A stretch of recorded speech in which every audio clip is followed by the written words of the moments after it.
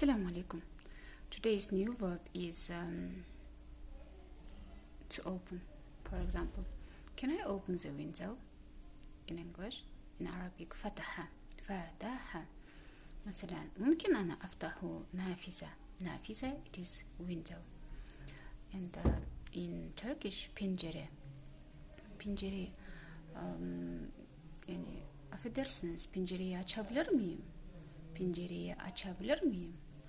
And in Kazakh, кешіріңіз, терезені ашсам болады ма? And in Russian, извините, можно открыть окно? And in German, entschuldigen Sie, kann ich ein Fenster öffnen? Kann ich ein Fenster öffnen?